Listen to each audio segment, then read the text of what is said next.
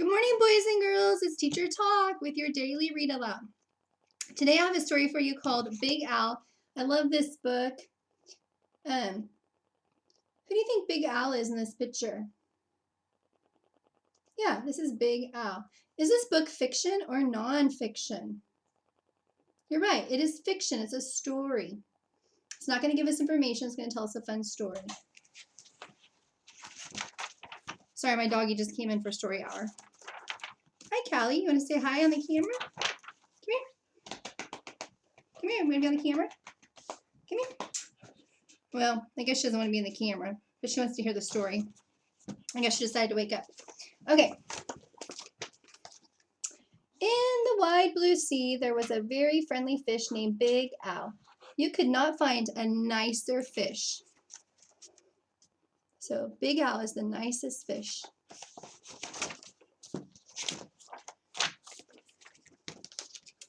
Big Al was also very, very scary. He looks kind of scary, doesn't he?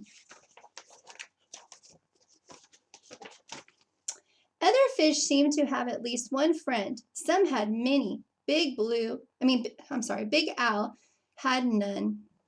He did not really blame the other fish. How could he expect little fish to trust a great big fish with eyes and skin and teeth like his?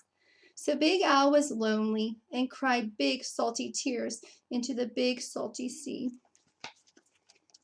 Poor Big Al. What does he need? He needs some what? Friends. He needs some friends, doesn't he?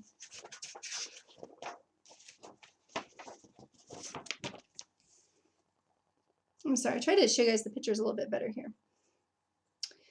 But Big Al really wanted friends, so he worked at it. First, he tried wrapping himself up with seaweed. He thought it was a great disguise, but no one else did. Who wants to stop and talk to a floating plant that has big, sharp teeth? So did his first plan work? Let's see what he's going to do next. Then he thought that if he puffed himself up round, the other fish would laugh and see how clever and silly he could be. All they saw was how big he could be, and they steered clear. So first he tried to disguise himself, and then he tried to blow himself up big. Is his plan working? I wonder what he's going to try next. Very early one morning, Big Al went down to the bottom and flopped and wiggled himself into the sand until he was almost covered up. He looked much smaller. When other fish came near, Big Al talked and joked with them and had a delightful time. But then one scratchy little grain of sand got stuck in his gills, and what do you think's going to happen? Uh-oh. What happens when you get an itch in your nose? Achoo! And he sneezed. When the clouds of sand cleared away, all the other fish were gone. Did his third plan work? No. So when he sneezed, there he went. Poor Big Al. I'll show you the picture and then I'll read this one. Big Al even changed his color one day so he could look like he belonged to a school of tiny fish passing by. He bubbled along with them for a while, laughing and feeling like he was just one of the crowd.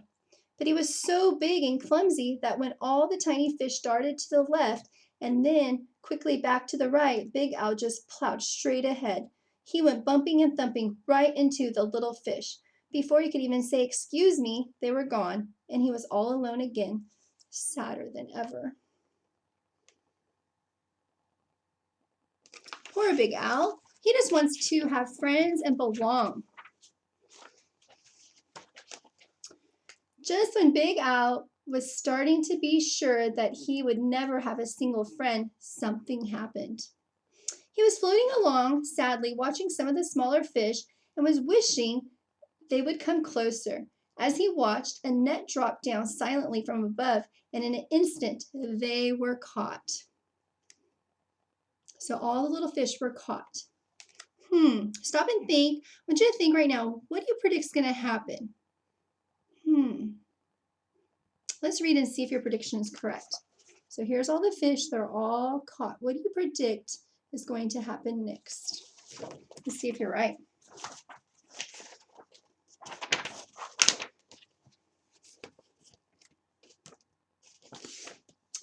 Big Al forgot all about being lonely, and he forgot all about being sad. His eyes bulged out bigger and rounder than ever, and with a mighty flip of his tail, he opened his mouth and charged straight at the net.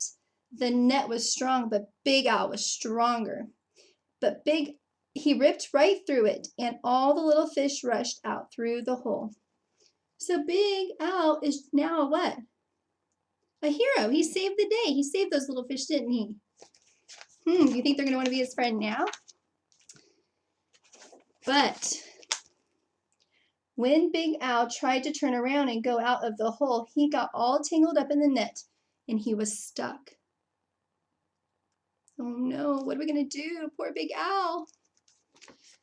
The net went higher and higher toward the bright surface of the sea, and the little fish watched as Big Al as he disappeared above them.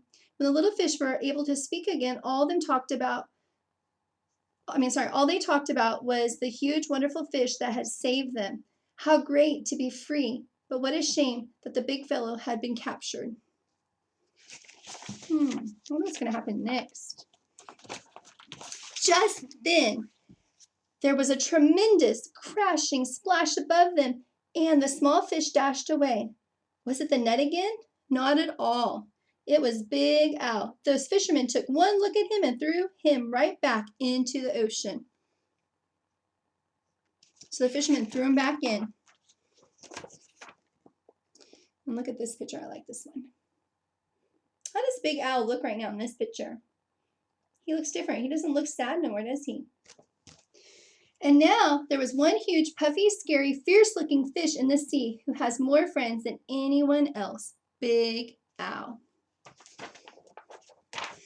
And they all lived happily ever after together, swimming together. I love this story because sometimes we all don't look the same, and sometimes we forget that that we are all the same and we can help each other out. And so I just think this is a great story, and it reminds us to be kind to everyone. And especially in the world we live in, we need to be kind to everybody every day. And so I want you to think today, your challenge is to think about a way you can be kind to someone, or something you've done to be kind to someone lately. Maybe you can write about it. You can videotape yourself talking about something you've done that's kind. But that's your goal today, is to do something kind and figure out a way to share that with somebody. So have a great day. Until next time. Bye.